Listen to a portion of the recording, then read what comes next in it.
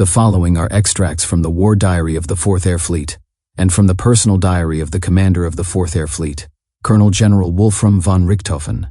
These letters and entries were made in August 1941 as the 6th Army approached Stalingrad. There has been a misconception that General Paulus simply walked into the city. However, there was already strong Soviet defense by this time, and there were clear warning signals that the campaign might not go as smoothly as predicted. August 2, 1942. The 6th Army is unable to advance toward Stalingrad because of strong enemy resistance and, above all, due to a lack of supplies. The Russians even launch attacks. The 4th Panzer Army turns south of the Don toward the northeast. There it encounters no enemy. The Russians are throwing all their forces into the battle for Stalingrad. The 8th Air Corps is assigned specifically to support the 6th Army at Stalingrad. It attacks railway junctions, traffic on the Volga, and supplies the army. August 7, 1942. The Führer has ordered the elimination of the Kalach bridgehead, more intensive support by the 8th Air Corps for the 6th Army. Paulus, full of confidence. August 10, 1942. In order to bring order into the situation, von Richthofen has ordered the following. The focal point is Stalingrad. The reconnaissance units are to allocate immediately 3,000 tons for the transport of supplies. An anti-aircraft division has been assigned to Stalingrad, as well as all columns of the 4th Air Fleet. August 15, 1942. Major conference with the commander of the Rostov Air Region Fleet, General Vierling, to discuss the supply difficulties of Stalingrad. Everyone has received very severe orders. Topic presented by von Richthofen. How are my orders to prepare the Stalingrad region so that large combat units can take off from there being carried out? Since the railway does not extend beyond Stalino toward the east, about 350 kilometers must be covered.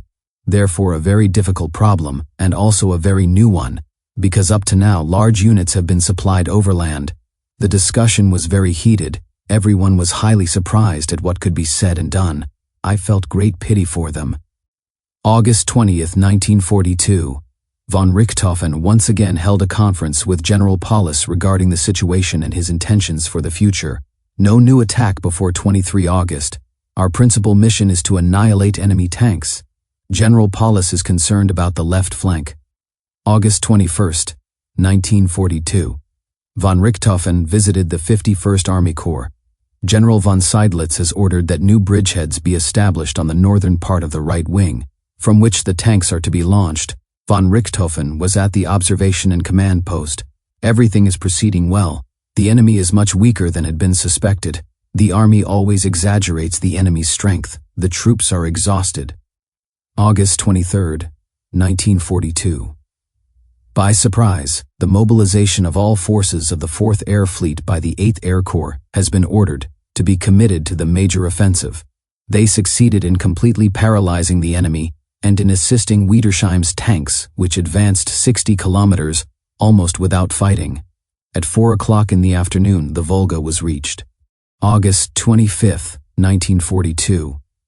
Von Richthofen visited the 76th Infantry Division, where Colonel General Paulus and Seydlitz were present. The situation is very critical, since no replacement forces can be counted on. The infantry has been halted on the left and on the right, and cannot come to the aid of the tanks. This assistance will not be possible for another 3 days. General Paulus became very nervous upon learning this. From 1 p.m. onward, intense air attacks against the city of Stalingrad were resumed, causing large fires.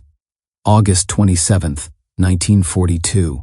General Paulus is in a bad mood. No change on the front. Paulus and Hoth do not intend to attack until 29 August. Von Richthofen has sent the first General Staff Officer, Colonel Schultz, to visit Jeschonek and the Reich Marshal, in order to inform them personally of the nerves and weaknesses prevailing in the army command.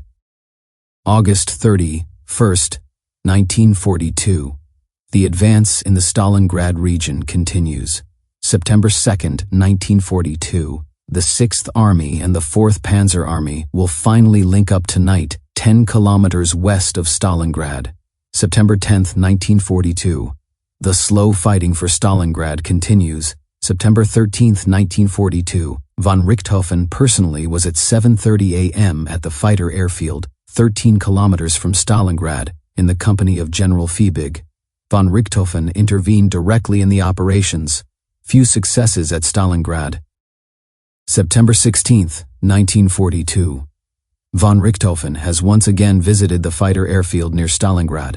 The clearing operation in the city is progressing very slowly, as our men are exhausted and our high command, in its thinking, is already in Astrakhan. Von Richthofen says that the 8th Air Corps is showing signs of exhaustion and is not proceeding with the necessary vigor against enemy targets. For this reason, he has issued very severe orders. Von Richthofen feels very optimistic. Since the army is almost paralyzed, the Luftwaffe can do little. With a little more energy, it could capture Stalingrad in 2 days. In the north, the Russians are once again concentrating their forces for an attack. These forces will be bombed tomorrow. 19th September 1942, order from the Reich Marshal. As soon as the occupation of Stalingrad is completed, von Richthofen is to report to give an account of the situation. But the moment has not yet come. September 22, 1942. No progress in Stalingrad. The 6th Army is unable to advance a single step, above all because the Russians are exerting constant pressure from the north, concentrating new forces, infantry divisions. Fighting continues in the ruins of the city, house by house. 26th September 1942.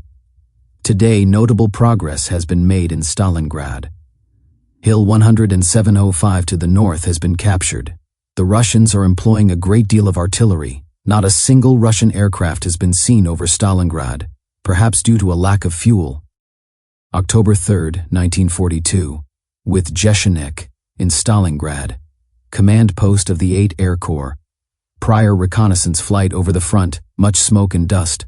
Long conference with Paulus and Seidlitz. Both agree in the opinion that they do not have sufficient infantry forces, otherwise they would already have achieved the designated objective. Colonel General Jeshenik was deeply impressed by what he saw on the battlefield. Von Richthofen once again insisted, "We do not have a clear idea of what the objective should be. We cannot be everywhere at once. We must proceed in an orderly manner. First, we must finish what we have begun, that is, Stalingrad and Tuapse." 5 October 1942. Paulus in Stalingrad has decided, contrary to all expectations, to refrain from attacks until he receives replacement troops and has regrouped the army. This will take 5 to 6 days. October 6, 1942. The supply problem dominates all others. October 14, 1942. The advance in Stalingrad is proceeding favorably thanks to the support of the 8th Air Corps. The Russians are very surprised.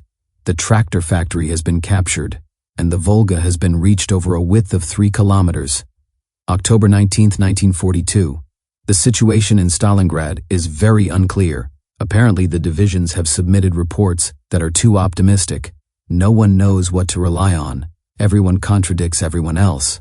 The attack against Spartakovka, north of Stalingrad, has been halted.